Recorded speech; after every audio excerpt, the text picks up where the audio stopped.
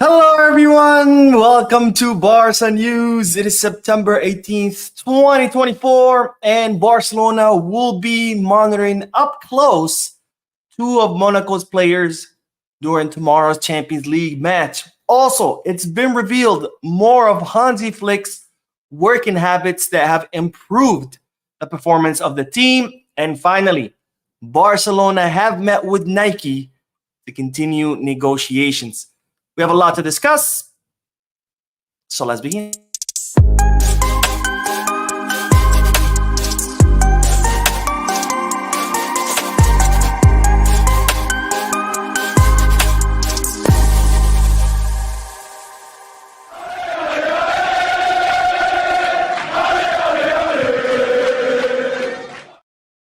Hello, everyone. Welcome to the channel. My name is Mo, and this is the Barca News live podcast, where not only do I get to share Barcelona news with you, but I also get to interact with you lovely people by reading your comments out loud in the comment section, answering any questions, and getting that discussion going. For those of you who'll be watching the podcast once it ends, I will be putting timestamps in the description and chapters in the timeline.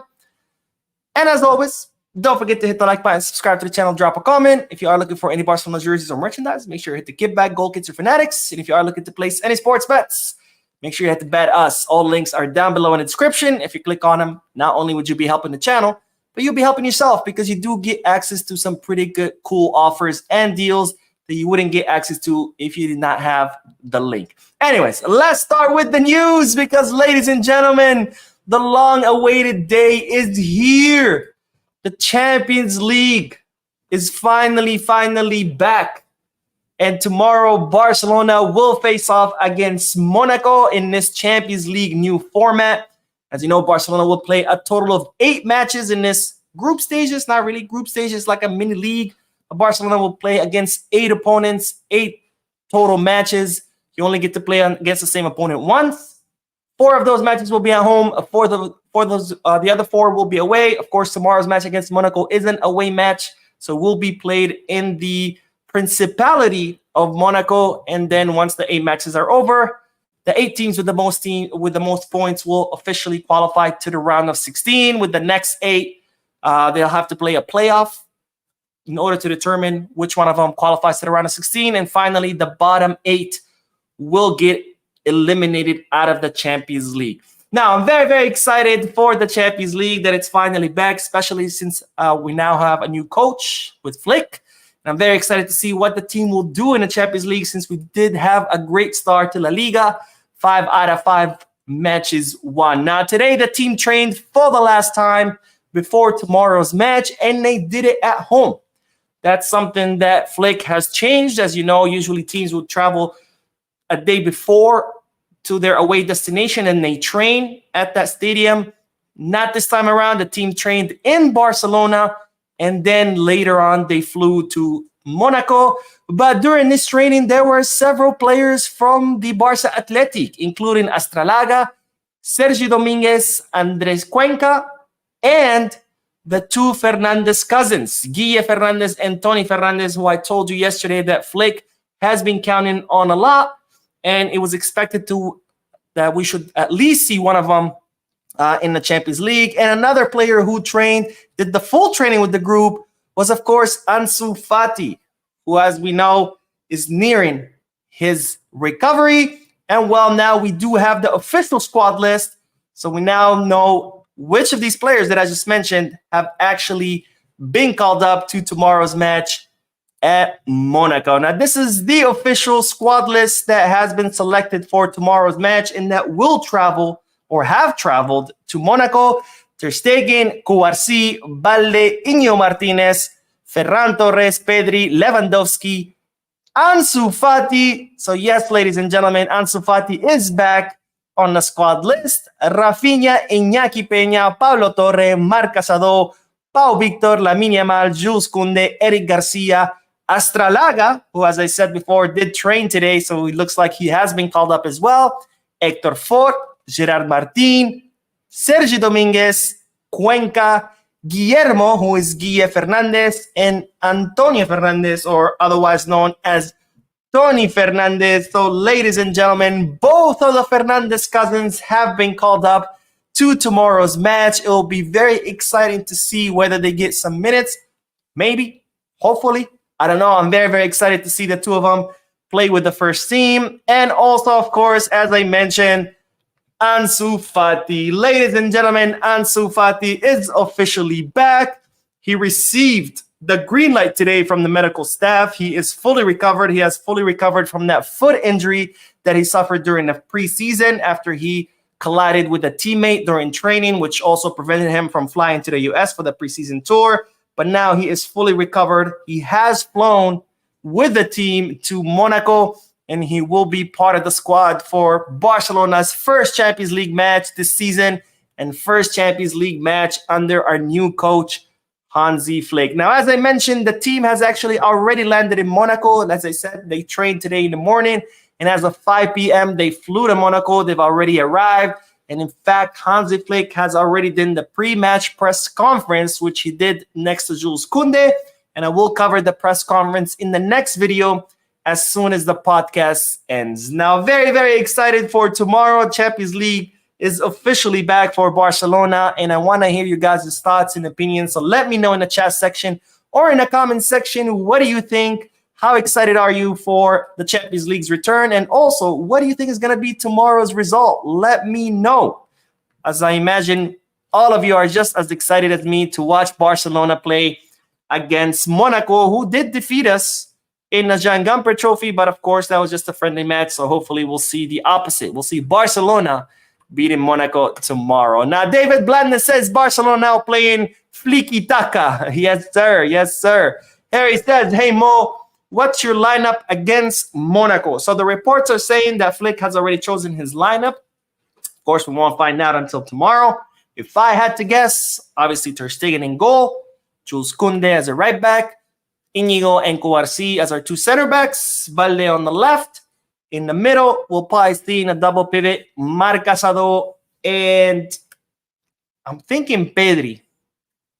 And then up front, as an attacking midfielder, we're probably going to see Rafinha. On the right, we'll see Lamine Yamal. Center forward, Lewandowski. And then in the left wing, I'm thinking that probably Flick will start Ferran, just because Ferran, you know, he's healthy, he's been playing. And then maybe bring out Ansu Fati later on in the match. But that's my guess. In the middle, we'll see Pedri, Casado, Rafinha. In the front three, we'll see Lamine, Lewandowski, and Ferran, with maybe Ansu Fati coming in on the 60th minute. I don't know. But I'm curious to hear, what do you guys think? Who do you think will be the starting lineup for tomorrow? And Vivek says, hey, Mo, do you think Ansu will start against Monaco? I don't think he'll start. He just came back from a 2-month injury. It's just, I don't see him starting because of that. Young Braveheart says, finally get a chance to catch a live one in a minute. In a minute. In a million. I don't know. I get the point, though. Yes, thank you, my friend. Actually, I haven't seen you in a while in the comment section, so it's good to see you back again. And Hoodie Sean says Barcelona failed, but ultimately failed to secure a new agreement with Nike over the summer, and this led to them being unable to return to La Liga's 1-1 rule, which they have been absent from. It's not that they allowed it to fail. Barcelona lost a court case against Nike. The court ruled that Barcelona could not break the contract with Nike, and as such, Nike started delaying the negotiations because now they had all the power, right? It's kind of like, all right, we do it on my terms. If not, what are you going to do about it? You're going to break the contract? Guess what? You can't. The court just said you can't. Also, Barcelona didn't want to be rushed into the terms. So it's not really a failure because it's an ongoing negotiation. It's failed if Nike walks away from the table and says, we're not negotiating anything. We're staying with the same contract. Bye. That would be failure. The negotiations are still ongoing. Nothing has changed. All right, Gomez Yanni says, hey, Mo, following from Zambia, do you think Olmo's absence will affect our upcoming games? Who do you think will replace Olmo in the team? I think it's going to be Rafinha. But, of course, we also have the option of Pablo Torre. But I think because Pablo Torre hasn't played as much with the team, then maybe Pablo Torre will be someone who will see some minutes in that position. But my guess will be that Flick will probably start Rafinha in the place of Olmo. And Mohamed Balak says, hi, Mo. Hamed Mbala, it's 11:19 p.m. and watching from Liberia. Monrovia, what's your prediction for tomorrow? Match between Barcelona versus Monaco. I'm thinking, or at least I'm hoping, 0-3. So Barcelona 3, Monaco 0, or Monaco 0, Barcelona 3. Hopefully it happens. Hey, if we could run a train on them and end up 0-5, that'd be awesome. But that's my prediction. Even though Monaco does have some dangerous players. So they might even score a goal or two. So who knows? Maybe 2-3 or 1-3. But as long as we win, and we win in a convincing way, I don't care what the score is.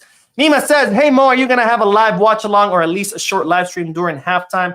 No, because tomorrow I work. So I will be watching the Champions League match on my screen. I'll have a split screen. I'll be doing work on one, watching the match on the other. But I will do the post-match live analysis, as I always do. But no watch along is just very difficult during the week because I do work. All right, let's get back to the news, and then we will do more comments. But we have to talk about the news that Barcelona will be watching two of Monaco's players during tomorrow's match. Now, the two players that we're talking about are two Brazilians that Deco has been actually tracking for quite some time. He's been monitoring for quite some time. He's been interested in these players, and it's reported that tomorrow in the match against Monaco, Deco and the Barcelona scouts will be in the stands tracking both players, making notes, making reports to see whether these two players could be good options for Barcelona in the future. Now, you ask, Mo, who are these two players? Well, it's Monaco's two fullbacks. It started with Caio Enrique, the 27-year-old left back who currently plays for Monaco. And, of course, the second one being the other fullback, which is Banderson, who plays in the right position. Now, Banderson is someone that Deco has been interested in quite some time. In fact, Deco, when he first arrived in the club, he was in negotiations with Banderson's entourage, but given the length of the contract and the price, that wasn't something that was possible. But Deco has not lost interest in Banderson. He's also been interested in Caio Enrique for quite some time. He's actually been talking to the entourage of Caio Enrique. So these are two players that have been on the radar of Deco for quite some time, someone that Deco has been talking to their entourages for quite some time as well. And as I said, tomorrow, Barcelona scouts will be in the stands with Deco, monitoring the two players very up close, making reports to see if that's something that Barcelona perhaps could be interested in next summer transfer market. And of course, it will all depend on the club's finances and the club's ability to reach the 1-to-1 rule. Which begs the question, would you guys like to see Caio Enrique or Banderson, or maybe even both, in the team? Let me know in the chat section or in the comment section if you're watching this once it ends. All right, let's get back to the comment section, and then we will talk about Hansi Flick's work habits, which have helped him, reach the improve the team. I don't know why I blanked. All right, Lamin says, hi, Mo. It's Lamin from the Gambia, but live in Granada. Honestly, this injury crisis is disturbing a lot. It almost happens every year now. But anyway, hope in the team and the coach. Vamos, Vizca Barça. It's not really a crisis. It's part of the sport. All clubs have injuries. All players get injured in any sport, not just football, basketball, baseball. If you're here in New York, you're always hearing about the Yankees having half their squad injured. It's just part of sports. All clubs and all sports in all parts of the world have injuries. It's not really a crisis. It's part of the game. That's why you sign more than just 11 players. If injuries were not a problem, you would just have 11 players and let them play every match. That's why you sign 2 players per position, because, again, injuries are part of the sport. All right, Mickey says, hey, Mo, after the preseason, I haven't seen Kim Jun-yen with the first team. Is it because he didn't impress Hansi Flick? I really like that guy. I like his ball control and pass a lot. I think with Kim Jun-yen, the feeling is that, yes, he's very promising, he's very talented, but that he still needs, a little bit more, right? So I'm sure maybe we'll see him, I don't know, maybe later in the season or maybe next season. But the feeling is that Kim Jun-yen still needs a little bit more polishing, which is normal. He's still pretty young. All right, let's see. Tavis says, hey, Mo, who's your favorite player in the squad right now? I mean, I think it's an easy answer. Lamine Yamal right now is absolutely on fire. So, yeah, if I have to pick favorite, I think it would have to be Lamine. But there's plenty of players. Actually, all of them are doing great. But if I had to pick just one gun to my head, I think that's easy. I think Lamine definitely takes the cake. And McBarca says the Flickinator to Barcelona was like, I came, I saw, I destroyed, I rebuilt. That's funny. And Joseph says, it's good to finally enjoy the live podcast. Thank you, my friend. Thank you for joining.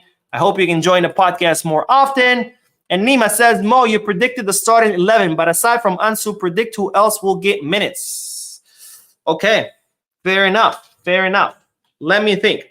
So we could see, it's also going to depend on the scoreline, right? If the team is winning, 0-1, we might not see the same players get minutes as if the team was, up 0-5, right? But who else can get minutes? Let's see. We might see Kouarsi come out just because he has been playing a lot. So maybe we'll see who can take his place. Maybe Sergio Dominguez. We might see Balde come out and have Gerard Martin take his place. We might see maybe Pedri come out, to prevent future injuries and have Eric Garcia in his place. Or maybe Eric Garcia take Pedri's place and then Pedri go into the attacking midfield position. I think we'll probably see Ferran come out. If he starts, he's probably going to come out because Ferran is more of a player, more of a difference maker off the bench rather than a starter. And we'll probably see Ansu in his place. Or maybe Rafinha take his place with Pedri going into attacking midfield and Eric Garcia taking Pedri's place. And who else? I mean, if the team is up by several goals, then maybe we'll see Pablo Torre get some minutes in attacking midfield position. Maybe we'll see Guille. So, I don't know. It's hard to predict substitutions because substitutions depend a lot on the scoreline, and it also, of course, depends on what's going on in the match, right? Are you winning comfortably and you're just refreshing, or are you like suffering and then you want to change the tactics? So, but anyways, let's do one more comment and then we'll get back to the news. Let's see. Valerian says, hi, Mo. Thoughts on big... I forgot to check them out. I'm sorry, my friend. I'll remember for the next podcast. I promise. Piscavarsa 4 says, hey, first time catching you live from India. It's 5 in the morning over here. What do you think about the fear clause in Romeo's contract with Girona? Thank you, my friend, for catching the podcast this early. But to answer your question, I think it's absolutely stupid. I think fear clauses are idiotic. It's something that Real Madrid implemented in the early 2000s after, I forgot his name, but they had a player that they lent out. And I think he was to Monaco, actually, or Marseille, one of those French teams. And that team, that player that Real Madrid sent on loan ended up scoring against them a bunch of goals and eliminating them from the Champions League.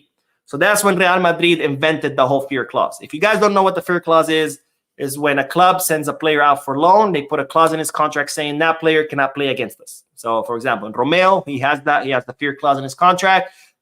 So even though he's on loan with Girona, he couldn't play against us because he has that fear clause. What do I think of the fear clause? I think it's absolutely idiotic because most of the times when you're sending out players to loan is because you want those players to get minutes and develop. Not in the case of Romeo, but generally speaking, like Vitor Roque, for example, right?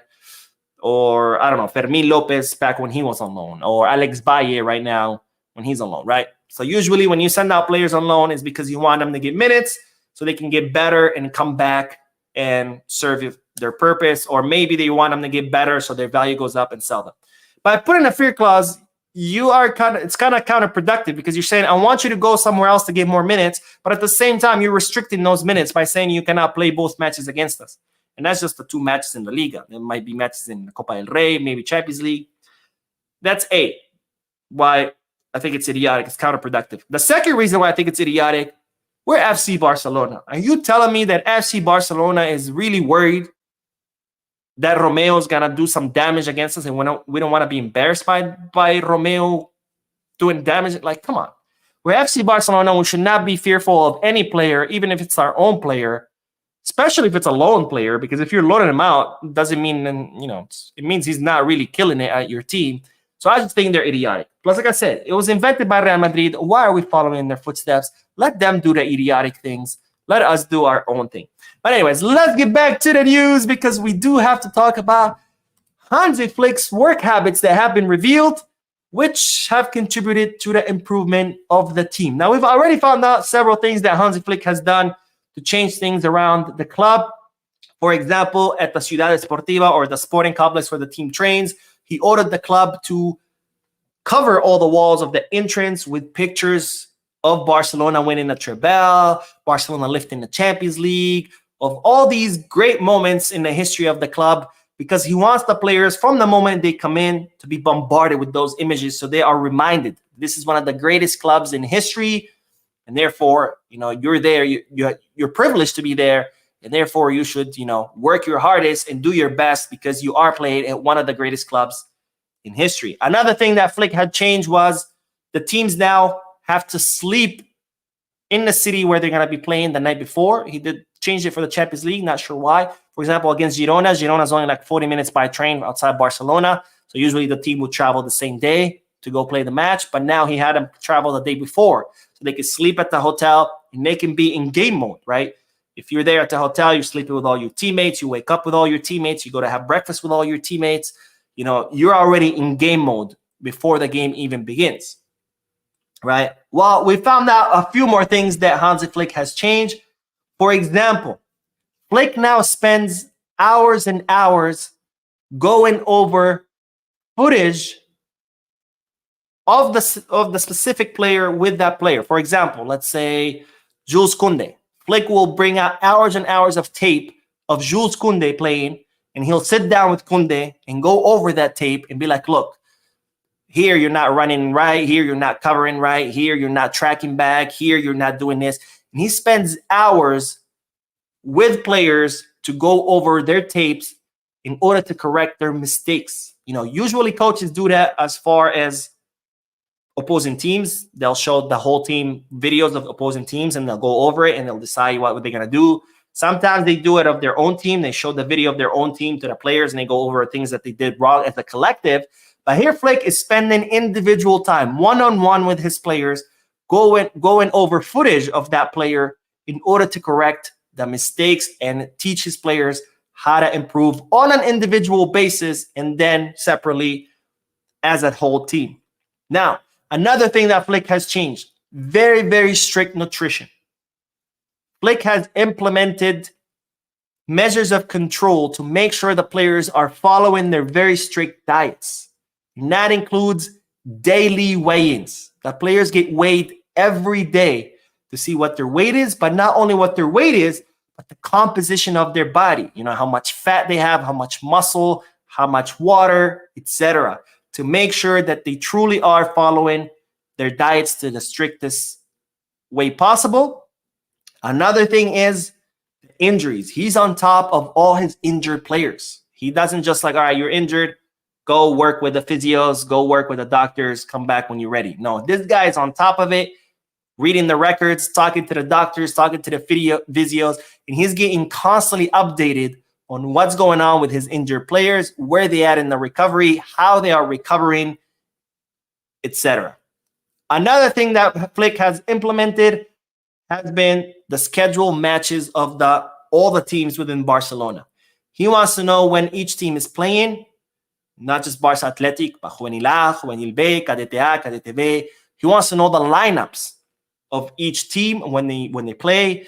He wants to know what players are starting, what players are being subbed, what the numbers of each player, because he is keeping track, detailed tracking of not only his own players, but of players of every single team in Barcelona, because he also wants to see what players he can call up from the lower teams. As we've seen, he's been calling up a lot of players from the lower teams, because as he promised when he was first signed, he wants to work with the academy teams and he wants to bring talent from the academy teams. And as such, he's very, very on top of all those players, where previous coaches might have been like Rafa Marquez would come and be like, hey, this guy is good, check him out. And the coach would go, okay, yeah, he's good. No, Flick is already on top of it. He doesn't need anyone to tell him this guy is good, this guy is not, because he's already on top of all the lower teams.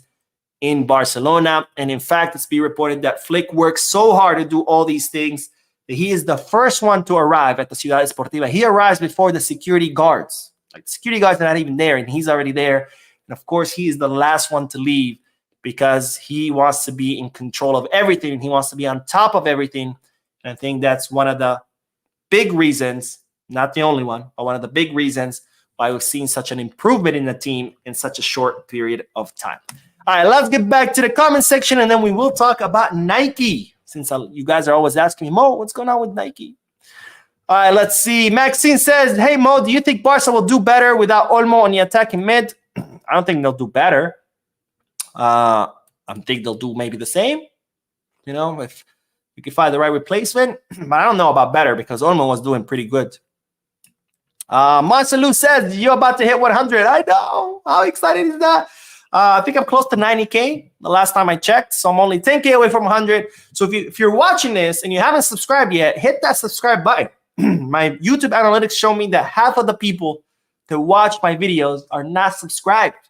So guys, what are you doing? Subscribe. All you have to do is click on that button. It takes a second. All you have to do is bam. That's it. And it's completely free. Noel says, hey, Mo, Lamine needs to score tomorrow and shatter Endrick's youngest Champions League scorer record. Good for Madrid fans while it lasted. I mean, I'm not worried about records. I think Lamine is going to set plenty of records, and I'm also not worried about what Madrid are playing. I didn't even know that Endrick scored, and I don't even care that Endrick scored. All right, Hody says, hey, Mo, love the videos. Do you think it's possible for Barcelona to make it to the Champions League final, at least win this year? It's too early, my friend. It's too early. Let's not get too ahead of ourselves. We've only played 5 matches in La Liga. So we are way too early to tell anything. I think we got to keep our expectations low. We got to remember this is a brand new team with a brand new coach. It's a completely new project. Projects take time. So let's take it easy. But I said, should I bet 1,000 for Barca to win tomorrow to get 1,700? I mean, sure. As long as it's not your rent money, as long as your bill money or food money, if it's money that you don't need, okay. And if you want to, go to Bet Us. If you click on the link in the description to Bet Us and you open an account, you get, I think they give you $125 for free. So if you deposit 1,000, you get another 125. Now you can bet 1,125, or if you put 1,700, you'll get 1,825 if you use the link. All right, Ross says, hi, Mo. I liked all your videos. I viewed them, but didn't watch them. Been a bit down these days, and you too, jolly for me, brother. Pray for people that suffer from depression, but you stay jolly, brother. Thank you, my friend. I appreciate your support. You're always supporting the channel. I really hope you feel better. If you need anything, please reach out. I'm here for you, but I hope you feel better. And I don't suffer from depression, but I do suffer from anxiety.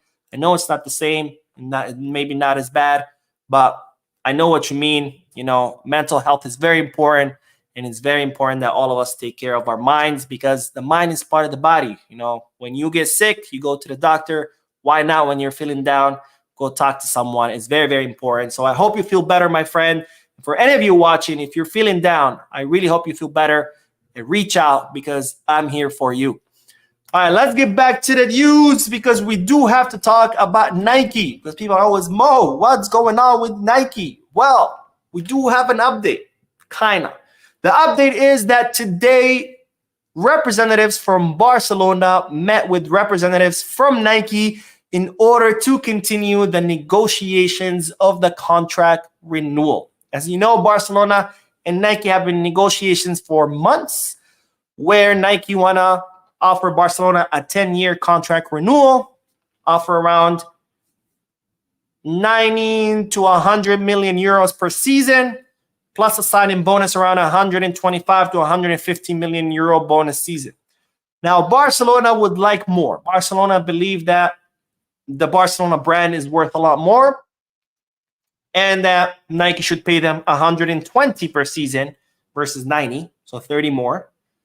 And they don't want the contract that long. They don't want a 10-year contract, because, and it makes sense, because the brand is only going to get bigger and the brand's only going to be worth more. So if you sign a contract right now, you say the brand is worth, let's say, 100 million per season right now. In 5 years, it might be worth 150 per season. But guess what? You already signed a 10-year contract, so you're still going to keep getting 100 million per season, even though now you're worth 150, right? So Barcelona want more money per season, and they also don't want the contract to be that long. Now, negotiations have stalled. Part of it because, again, Barcelona want more. Nike are kind of hesitant. And because Nike now feel like they have more power because Barcelona filed a lawsuit against Nike to break the contract. The court ruled against Barcelona, said that Barcelona cannot break the contract. So now Nike feel like they have more power. We're like, all right, what are you going to do about it? You got to break the contract? You can't. The court just said you can't. So you either agree to my terms or this is not going anywhere. So that's kind of what's happened. So negotiations have stalled, but today there was a meeting between representatives of both entities, and it's reported that the meeting was a positive one. Now, no agreement has come out of the meeting, but this is a good first step in resuming the negotiations and continuing working on reaching a solution, because after all, Barcelona are in a rush to get this contract approved before the end of the year in order to achieve the 1-1 rule and be able to register all players without any problems.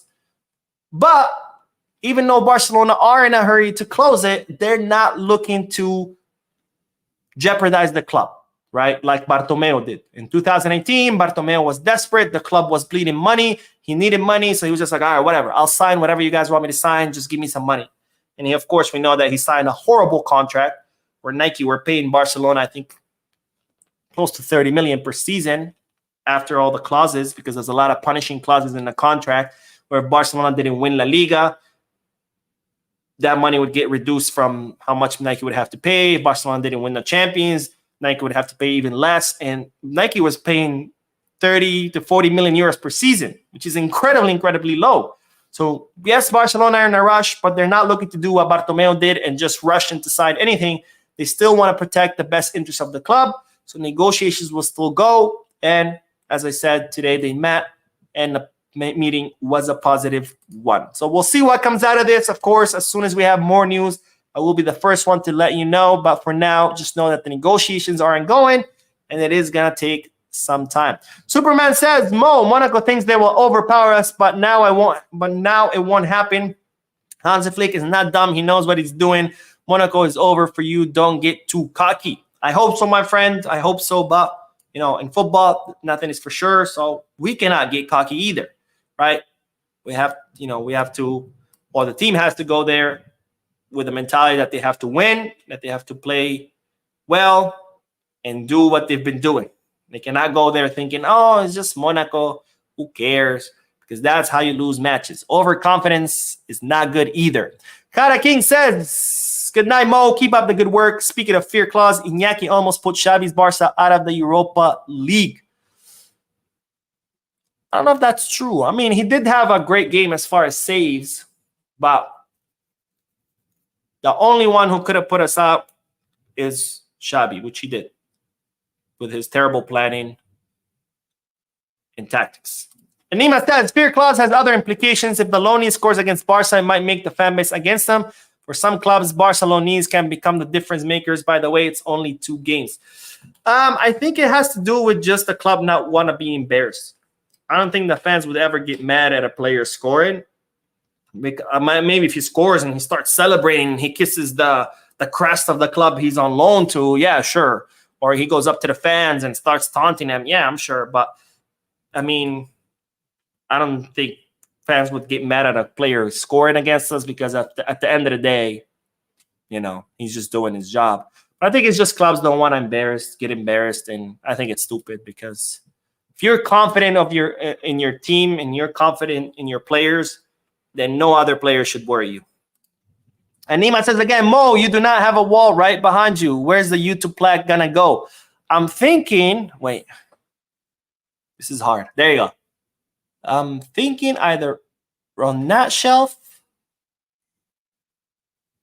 or that shelf. I'm not sure. But I don't want to get ahead of myself because we're not there yet. We're not there yet. So I don't want to get ahead of myself. All right, maybe not implying this year, but implying Barca can win big titles in general. I'm sure eventually we'll go back to our glory days. But right now, it's too early, right? It's 5 matches in, new project. We just have to be patient. We cannot expect that Flick is going to arrive and win a treble. I mean, if he does, that'd be freaking amazing. But you cannot expect that.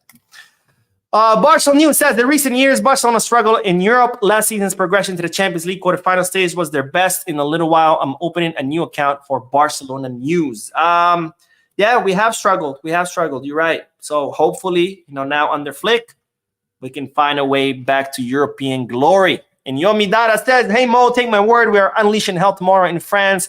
Love from Nashville. I hope so, my friend. I hope so. I'm very excited. Very, very excited for tomorrow's match. And Superman says, Mo, have you seen The Cell with Vincent D'Onofrio and Jennifer Lopez, directed by Tarzan Singh? I have not. I have to be honest. I am not a fan of J-Lo as an actress. I think she's a horrible actress. I hope nobody hates me for that, but it's just not her forte. And Balajala says, when Gabi will be back, Balajala from Sierra Leone, we miss Gabi so much. Are you asking when Gabi will be back? If that's the question, I do have an answer, but that's going to be in the video after the podcast.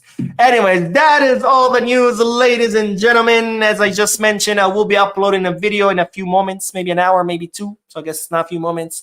So stay tuned to the channel. Don't forget to hit the like button, subscribe to the channel, drop a comment. And as always, Visca Barça.